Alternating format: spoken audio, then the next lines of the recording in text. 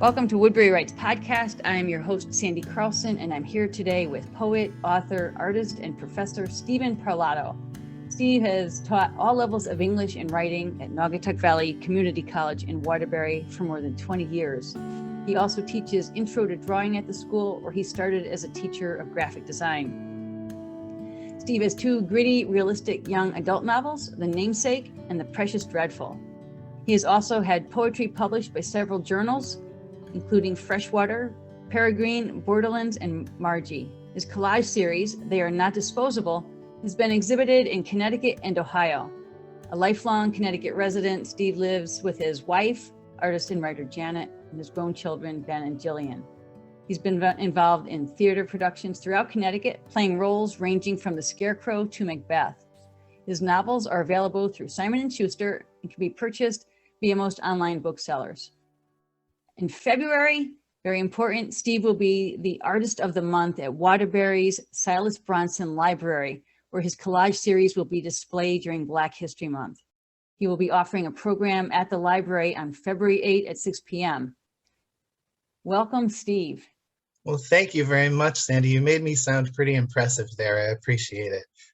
You have a lot going on, and I have seen your art and read about your books and read your poetry on your website, so I can say it's all true. Well, thank you.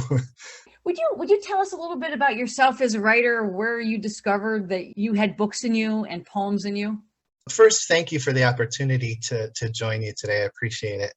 I guess, a lot of writers say I've always written, and I have. I can think back to being a very young person and being creative in writing and drawing.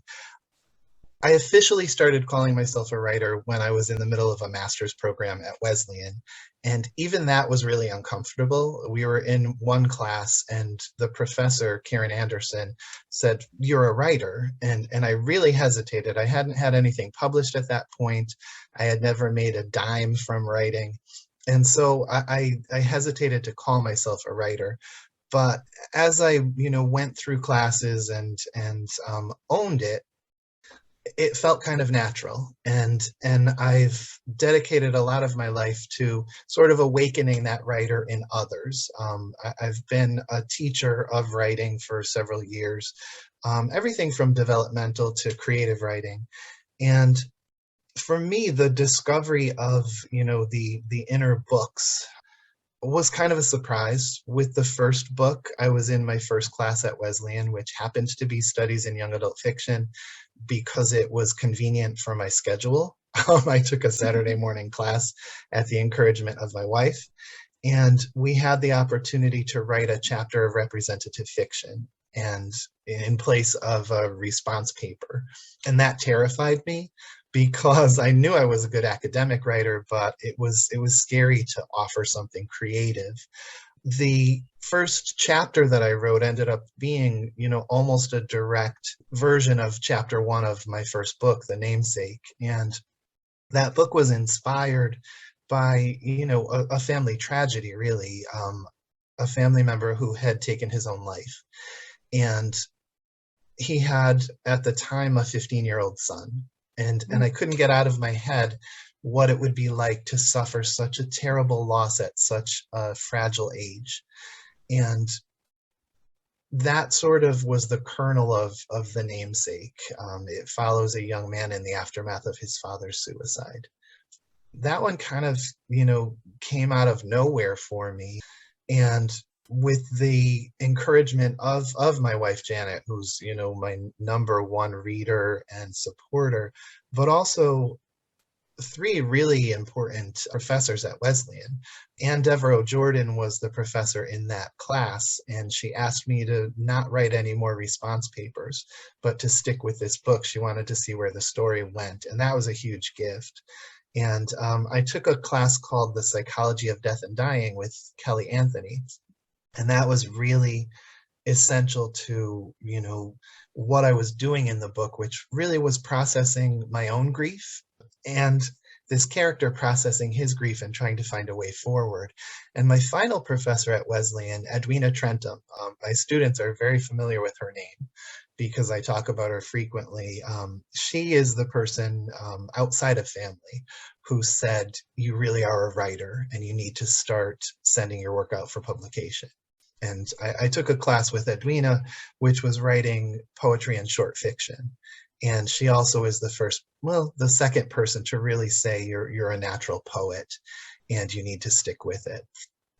So that's a bit about me. You know, those teachers and loved ones who encourage us along, it's about those relationships, isn't it? That sense Absolutely. of purpose and affirmation. Otherwise, you're alone in the dark with pen and paper and you don't know.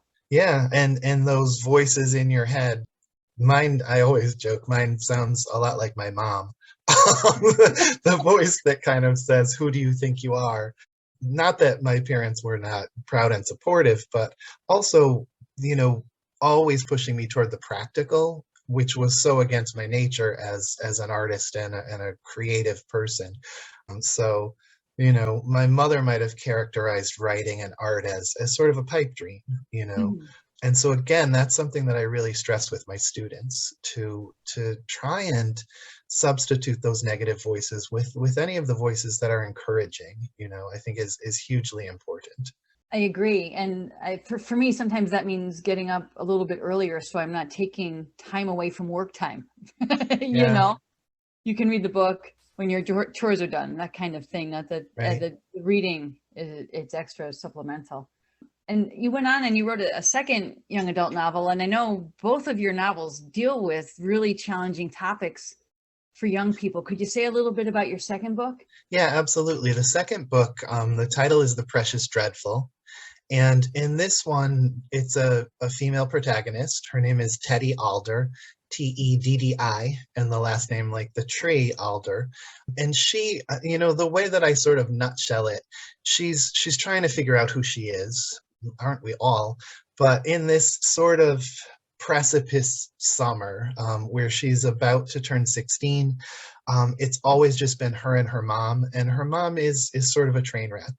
She deals with addiction issues, and Teddy has this sort of choice to make in the summer, either vegetate and lie in bed all day, which is sort of what she's more prone to do, but she opts to force herself out of that.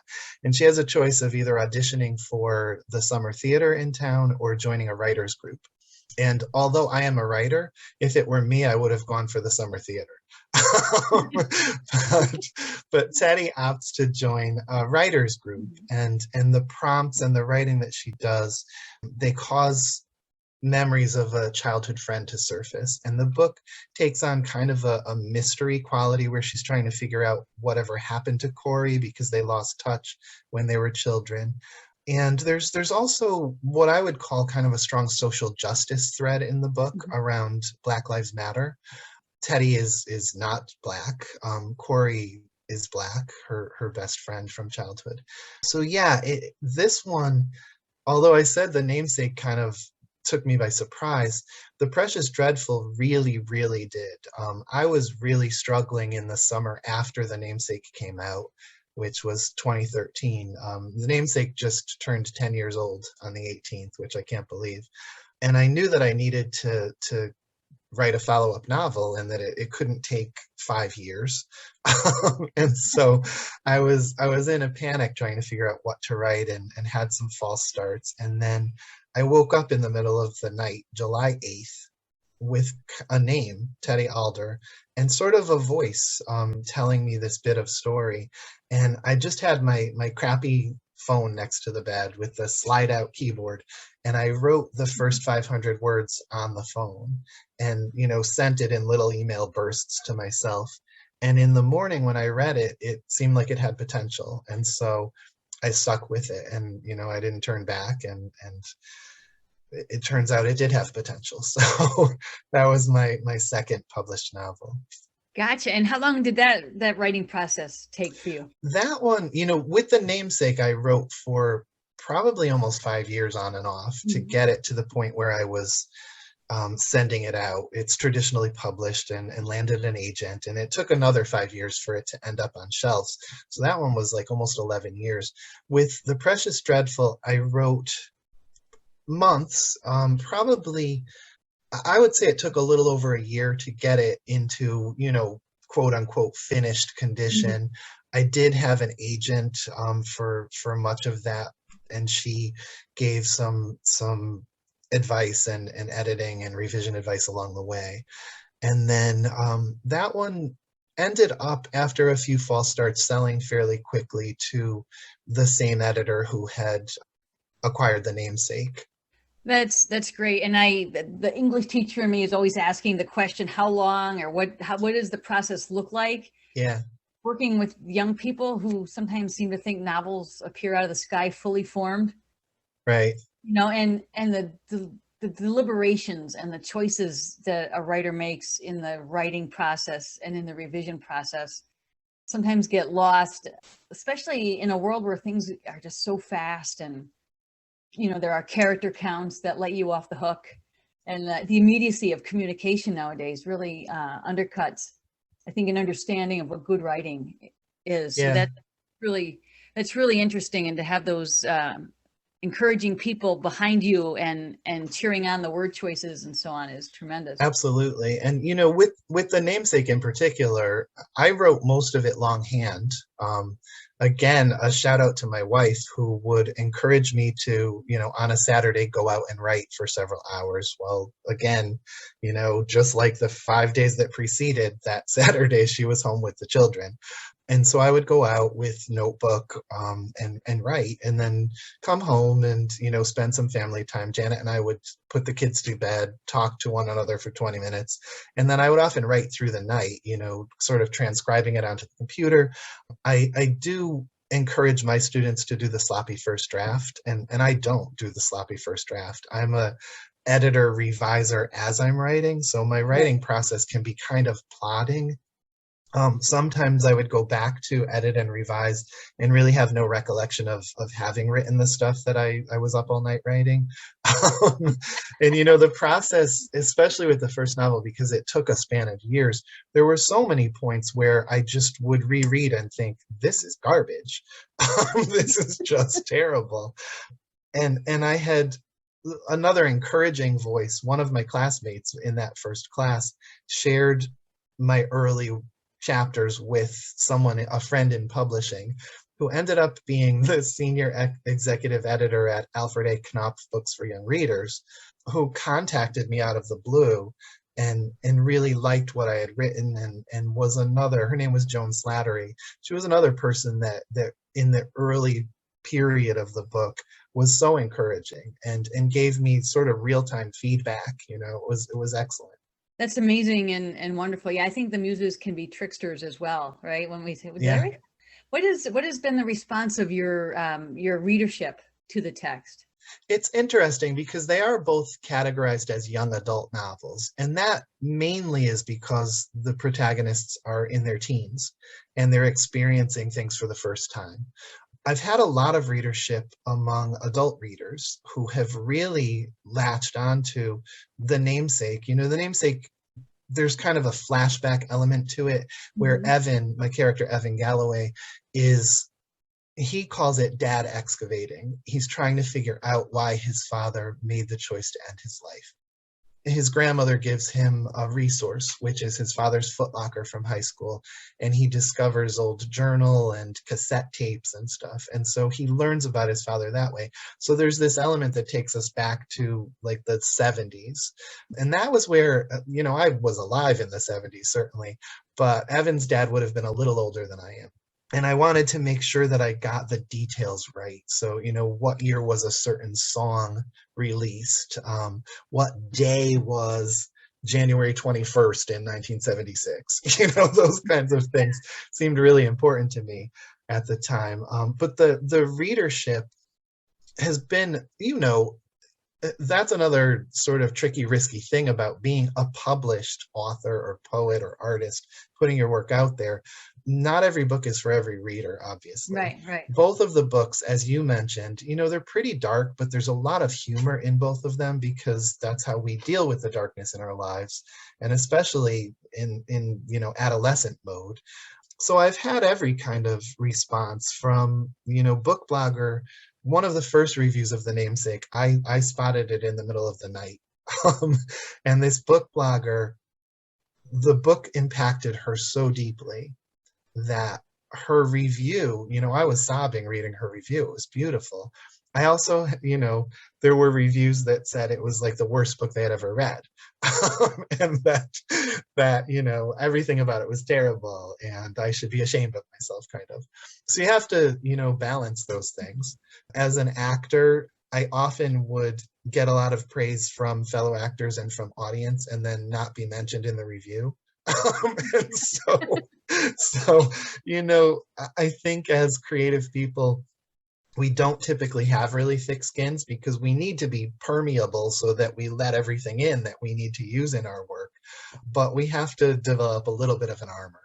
And so, when the reviewer who never mentioned me was one particular reviewer, I won Best Actor in a Comedy for my performance from this same reviewer at one point, and I was like really honored, but I also was like, well, if I don't think that person's opinion matters when they overlook me or when they criticize me, how much can I value their opinion when they love me? You know what I mean? Right. So the whole thing with the reviews and stuff, I've gotten better at sort of laughing off a bad review, especially if it's really poorly written bad review. Then I'm like, well. And my dear friend Edwina, her response is always, ask them how many novels they've published. So Absolutely. Yeah, and it's so easy with social media and even marketplaces like Amazon incorporating the social media element with the review process. And Rate My Professor, for goodness sake, yeah. and all unaccountable places where people can put their opinions rather than engage the ideas. So there are pros and cons. I find I do that with the news as well. There's a big news event, and I'll log into my account just to see what's the climate around this event. And right. And I think for me that's sort of training to not take that kind of stuff personally, because you can stand outside it. I didn't write that article, I'm not in that article, but Yep. Look at the emotion people are pouring into that. It's a very emotional world we live in and very reactive sometimes. So, but being open to feedback and engagement, and like you said, is essential for any artist or creative mind. And yet we are presenting ourselves for potential abuse. Yep. And coping with that is very, very challenging. Yeah, it really can be. My high school roommate, or not high school roommate, my college roommate, we knew each other in high school. He was a theater major at UConn, and he took a class, it was a dance class with Jean Sabatine, which is a great name for a dance professor, don't you think? Yeah. And her advice was, with feedback, we must embrace it and let it go. And I thought that was so, even, as a as a college undergrad, I thought that was so wise. And it's advice that I give my students, in a drawing class. Embrace the feedback, like pay attention to it, figure out how it applies and how it can best be used for what you're trying to do, and let it go, and some of the feedback is not going to be applicable to what you're trying to create, but let it come in and process it, and then let it go and retain whatever is useful for you. Which is a great way to not take it personally, or to see that the critique or the feedback is on the work and not on Exactly. you as a living, breathing human being with nerve endings. Yeah, it's an important distinction, right? Absolutely.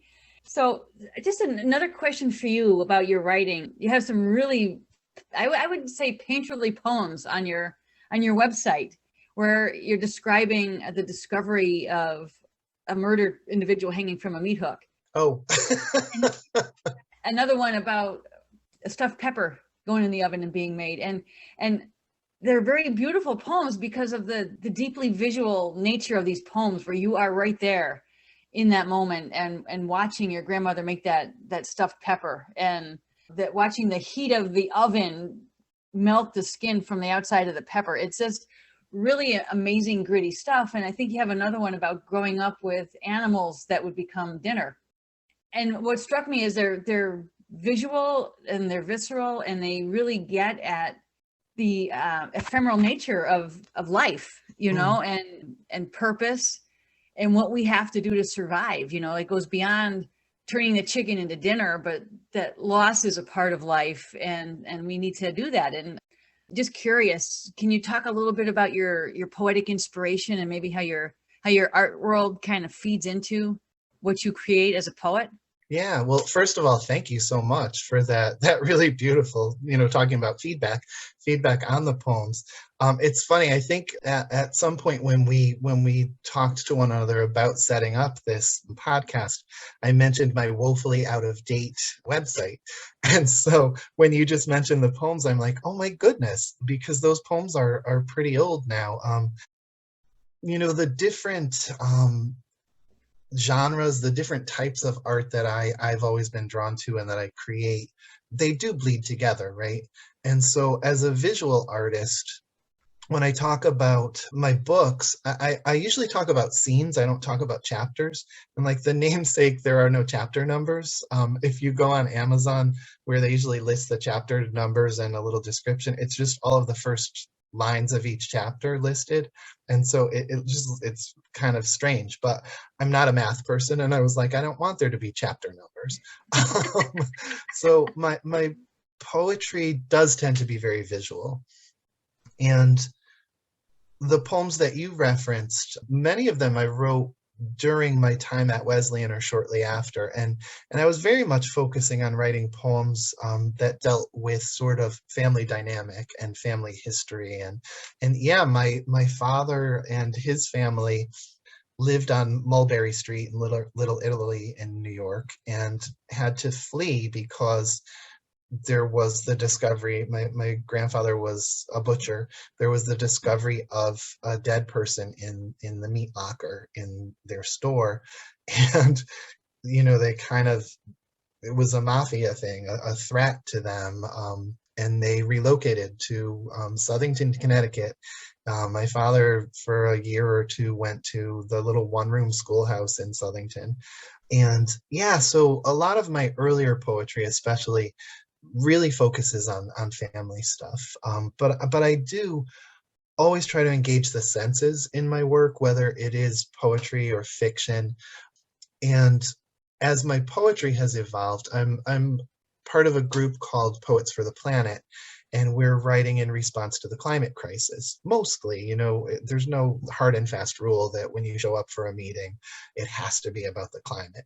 My dear friend and teacher, Edwina Trentham, who I mentioned, is kind of the leader of this group. The group sprung from a summer workshop that she gave. And so I've sort of evolved from focusing on sort of more internal family type stuff to poetry that addresses things in the world, particularly issues in the world, things that are troublesome, bothersome, the climate crisis, institutional racism. So with the collage series that you mentioned, I started working on it in the aftermath of George Floyd's murder, and I had this realization that it was Breonna Taylor's birthday, and I didn't feel comfortable joining the marches because of COVID, but I wanted to do something, and I created this portrait of Breonna Taylor using household disposable stuff that you would throw out. And it sort of took on a life of its own. I was on sabbatical the following fall, and it became a real focus of my sabbatical. And the series, when it's complete, will have 16 portraits. I really do need to update my website because I have a tab for artwork on the website, and I haven't included any of these. I'm working on number 13 right now, and each portrait depicts a Black American whose life was stolen due to racial violence of some form or another. And I'm writing a series of poems that accompany the images. And so, I mentioned with The Precious Dreadful, there's a social justice thread. And it's become increasingly important to me, not to be sort of preachy, didactic, whatever, to still tell a good story, to create a poem that functions as a poem in all the ways that a poem should function. It should impact our emotions. It should, to my way of thinking, be sensory and appeal to, sight, sound, all of the senses that we can get in there. It needs to I sometimes think of writing a poem as kind of working a puzzle. A lot of my poems are in syllabics, or if I'm writing in form, I do love the sestina form because it's a way to tell a story. And, these forms that are called obsessive poems, where we've got words recurring and patterns of language, all of that I think is so important. But if I can also get across a message that I think is key, and something that will, if not change a reader's mind, open a reader's mind. Because, changing someone's mind, as you talked about with the news and the responses to the news, and the way that things can be so skewed, it can be impossible to change someone's mind, unfortunately. But to get someone to open their mind to someone else's experience. So I've written so far, I think 6 or 7 poems that go with They Are Not Disposable. As I said, I'm working on collage number 13, which is a portrait of Aaron W. Salter Jr. He was the retired Buffalo police officer, security guard at the Top supermarket where the racial massacre occurred. So yeah, I use packaging, discarded wrapping paper, magazine pages, all sorts of stuff that, like I said, you would ordinarily just throw out without thinking twice about it, or stick in the recycling bin. So I'm kind of recycling them in a more creative, artistic way, I guess. It sounds like a very emotionally demanding project, as well as one that calls on your imagination to see how these cast off materials have a place in a portrait that tells a story. Yeah, it really is. And thank you for recognizing that. And then I always say, whatever, it is very emotional because I do research into each of the people. It's part of my goal to, share their life and who they were, not just the tragic circumstances of their murder. But I always say, whatever my sort of emotional turmoil is, it certainly pales in comparison to the families, to the beloveds of people whose lives were robbed, because of the pigment that they bear and the continued racism that they bear in really every aspect of their lives, and although it's something that I've never experienced, I've certainly become much, much more open and in my own way understanding of it. And I guess it's my way of trying to do something, right? Because for too long in this country, we've relied on the people who have been victimized to solve the problem. It wasn't a problem created by Black people, a problem, sort of laid onto Black people. And so, I feel like it's a very emotional project. It's a very emotional process. I feel on certain levels always unsure about how it's going to be perceived. But I actually have to drive to Ohio probably next week to pick up the collages. They've been on display at a wonderful gallery called Art Space. And the reaction to the work was really wonderful, and I heard time and again that the work was really needed in this lovely little town because there's a lot of, wherever we go, right, there's a lot of racial stuff going on, a lot of stuff that we need to work on. So this is my way of working on it, I guess. I pick up on the word needed there, and it makes me think of the world we live in, the news we read. Where we are in the world is a postcard in so many ways, and yet animate the postcard and you will see the issues that you're touching on here. And I think the place of the arts in getting people to think about them, that they might change their mind or think more deeply, is the role of art. I'm thinking of Neil Gaiman's poem, What You Need to Be Warm, when he wrote a poem about the Syrian refugee crisis in the winter before COVID. And people wrote to him what they needed, and he assembled this amazing poem to remind us that people are cold. While we're bickering about nonsense, people are freezing.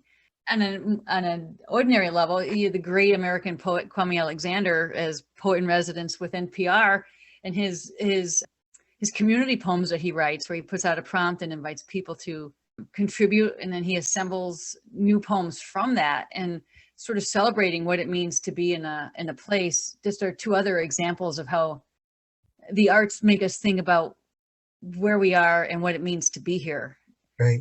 and to be a community, Right.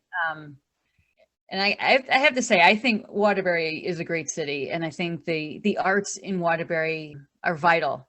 Absolutely. It's a treasure trove, and it's tremendous that your work will be at the Silas Bronson Library on display next month. That's just terrific. Steve, I've just so valued this conversation with you, and I'm just wondering, is there something of yours that you've written that you could share with our listeners now? Sure. I've got the first chapter of The Precious Dreadful. I have a little printout here, and I could read, just a little bit of it. It is first person narration. Both of the books are told from the perspective of the protagonist. So this is the very top of the story. I don't know if this is even my story to tell. Corey and I swore all those years ago we wouldn't ever. But it's starting to come out on its own now in all sorts of ways. So I'm kind of like, F promises. Besides, it's not as if we're friends anymore. I haven't even seen him since that summer we were 7. And what's a childhood vow worth at practically 16? Nothing? Everything? My brain does this warp speed thing, especially when I think about telling. But I should start at the start. I'm Teddy Alder, ordinary. Everything about me is halfway. 5'6", I'm stalled between Jockey Little and Catwalk Tall. Sophomore year ended yesterday, so I'm officially midway through the obstacle course called high school. I'm also half a virgin.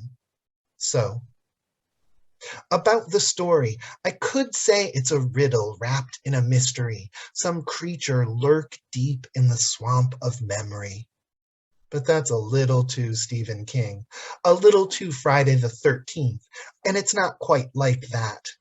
Nope, not a horror story, not exactly, but horrible enough.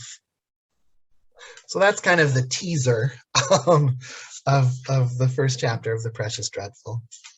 I also have Shelter Cats Mourn, if we have time, and you would like to hear that one. Well, I wasn't going to ask, but boy, would I love to hear that poem, and I bet our listeners would too. Okay. Shelter Cats Mourn, for Elijah McLean. The old Abyssinian clears her throat.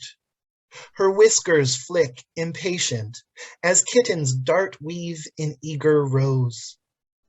They've coaxed her into sharing their favorite fable, the one about the black angel, and how he poured his music through cage mesh, his melodies kissing temple tufts, caressing silk backs, soft as gauze felt, mouse cheeks.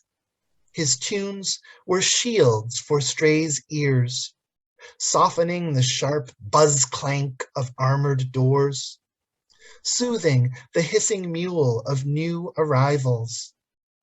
Too young, too new to have known his bright there-ness, they shiver still in his ever-absence, wondering at the cold silence of his lost violin. Wow, Steve, that is poignant. Thank you. And so sensitive to capture the sense of human loss in the image of shivering, lonely cats that are at the mercy of a mass system. Gets at the heartbreak and the soul break that families must go through. Thank you. And so, yeah, at Silas Bronson on February 8th at 6 p.m., I'll be offering a program, and I have the 13 collages will be on display for the month of February. On the 8th, I'll be doing a program, and I have a PowerPoint, which I'm very averse to PowerPoint as a teacher, but I've created a PowerPoint that shows kind of the process of putting together the collages, from a photo of the person to the underdrawing to the finished collage, and also tells the story of each of the people. And I'll probably share some of the poems as well. So I hope to see folks come out, it should be, I'm really honored to be a part of their Black History Month celebration with the work, and to be the February artist. I'm excited. So, and I am a Waterbury boy, born and raised, and went to St. Francis Xavier School in Waterbury and Holy Cross. So if anyone is listening from any of those fine educational institutions, come and see me. We'll do that, so we can check that out on the Silas Bronson website. Sign up in case they need that. Well, thank you so much for your time this afternoon, Steve. It's been a great conversation, and I have learned plenty. Oh, thank you. It's been a pleasure from my end as well.